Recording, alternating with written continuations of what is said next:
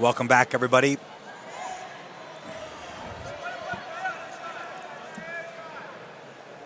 Right here at the 2019 World Championships, Gustavo Batista and Matheus Souza right here. Souza in the white.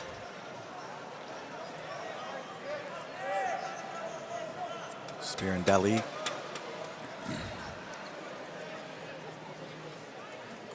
Gustavo Batista with that. He's got a, right now he's got an overwrap of the right leg. He's going to let that go, bring the right knee probably into the inside.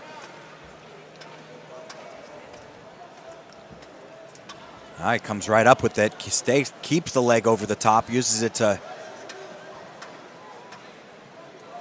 off-balance Spirandeli and come up. He'll get 2 for that.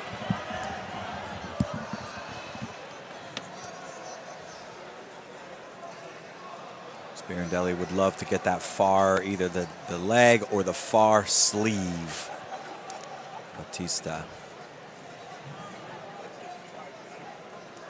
And you know, Sean, this is probably a surprise, considering how active Gustavo Batista is and how often he competes in how many tournaments.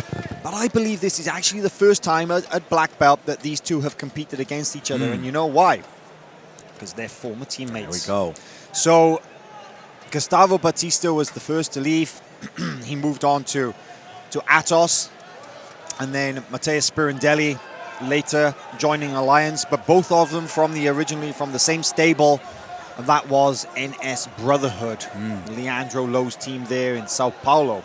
So Matheus Spirandeli, I believe, joined Alliance last year, and it was a little before that. I want to say approximately a year and a half to almost 2 years, I guess. It's like right around the end of 2017, I believe, that, or beginning of 2018, that Gustavo Batista joined Atos, and has just enjoyed so much success since that point. I mean, this guy, he closed out Worlds last year with his teammate Lucas Hulk, and they've done the same at various tournaments, including PANS, 2 years running. Yeah. And he was European champion this year, winning the Absolute division with a win over Lucas Lepri in the final.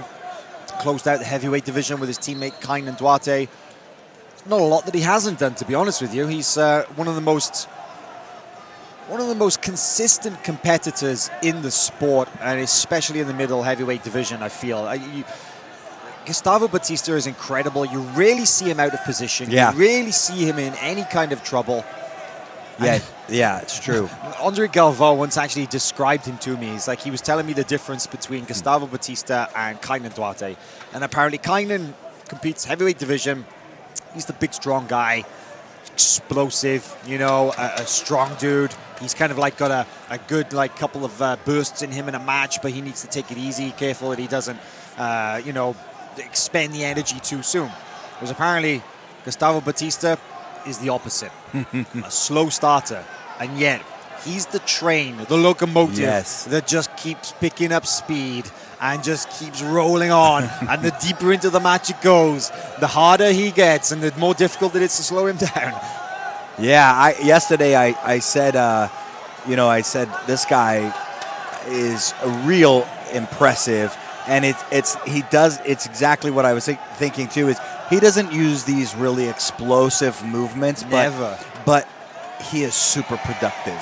And when he goes, his base looks unmovable. Oh gosh, you rarely see him like anybody getting, you know, putting him under a lot of pressure, and he's just so solid in every position. Yeah, I mean, look at that. That his leg was completely isolated off the ground. He barely even moved when he lifted up his leg and stepped back into the middle.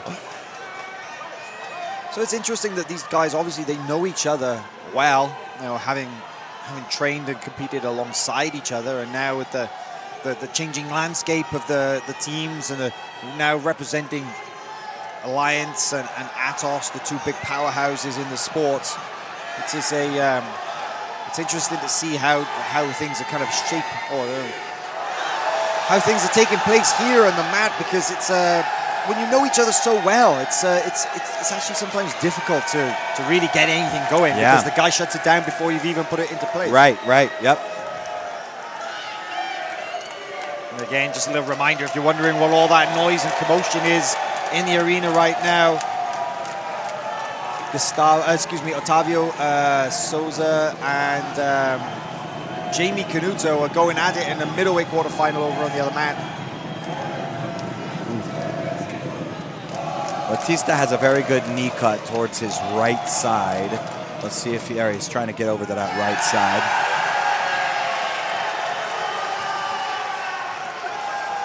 Advancing to the semifinal, representing GIT, Jaime Canuto.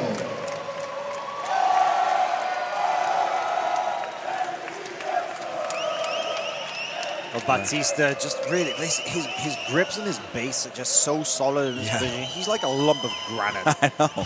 He just doesn't move much. Guys will be pushing and pulling, and he just doesn't move a lot.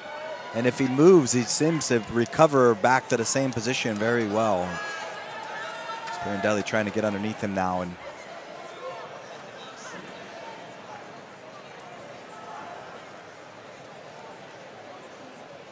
stepping over the foot is Batista.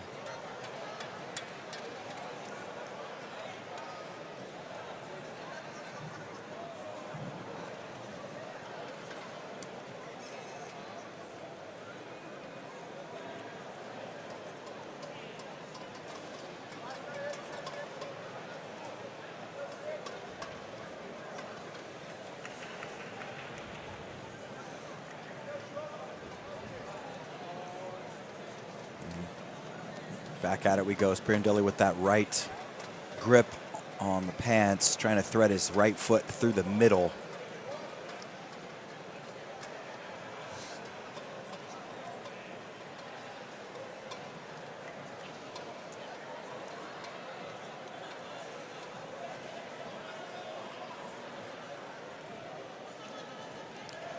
Batista trying to pass around this right side, steps over the leg.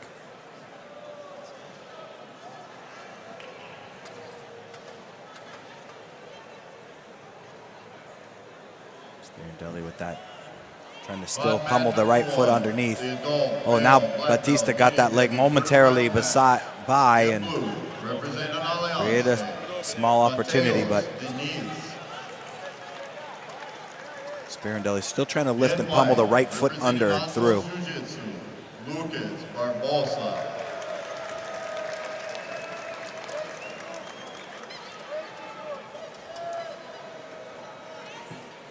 Batista trying to bring this top knee down a little bit, see if he can.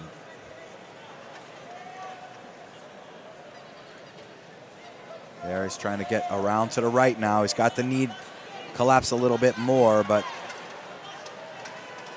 Spirandeli does a great job of inverting to recover and bring the leg into the middle. He's brought his leg into the middle now. He's brought Batista's leg into the middle. Straighten the leg out into 50-50. This 50-50 position, it's probably one of Gustavo Batista's strongest. He's got an excellent sweep in this position. He's surprisingly flexible, actually, and he's got this great move that he does when he kind of kicks out the bottom leg. And the guy standing, like a little scissor motion.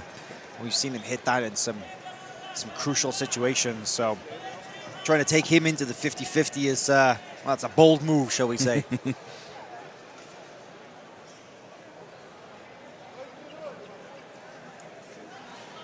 Spirandeli already trying to get his leg into a different position.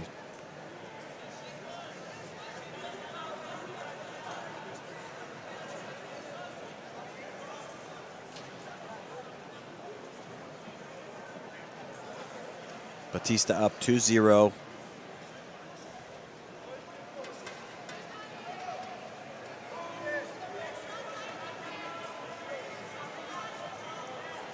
A lasso now. Now maybe he'll be able to. That's nice work from Spirandeli. Yeah, he could off balance a little bit, but nope. He's just so solid. Yep.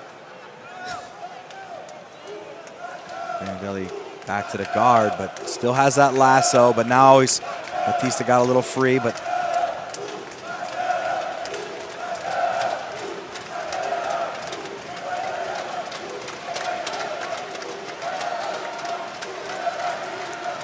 Spirandeli's had that bottom pant leg for near the entire match, trying to thread that right foot through.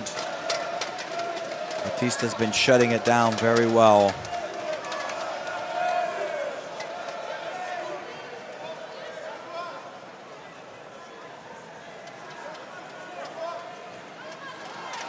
.40 seconds remaining in this match, and it's hard to see how Spirandeli is going to claw back this. Gustavo Batista is just rock solid in this position, really. It's almost immovable. His grips, look at that. He's got the pant grip on his one side, he's got the collar with the other. His base is so low, knee exactly where it needs to be. I mean, it's hard even for Spirandeli to put a hook in or to get into an attacking position, let alone actually move him. Yeah, he's 8 seconds left.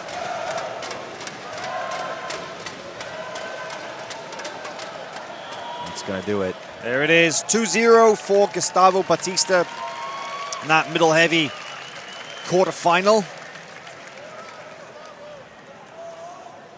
That's going to place him into the semi-final with the winner of Hudson Matheus versus Renato Cardozo, which will be the next matchup on this mat.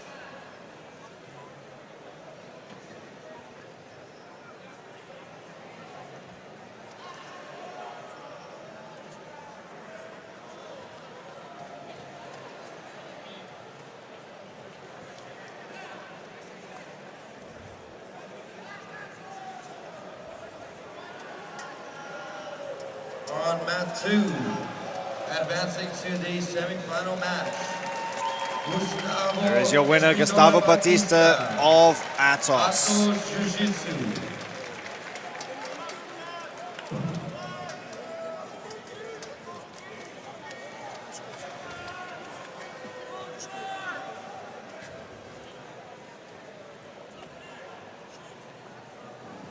Some action from match there. Really just Batista just staying glued to the floor. Spirandeli couldn't really get much.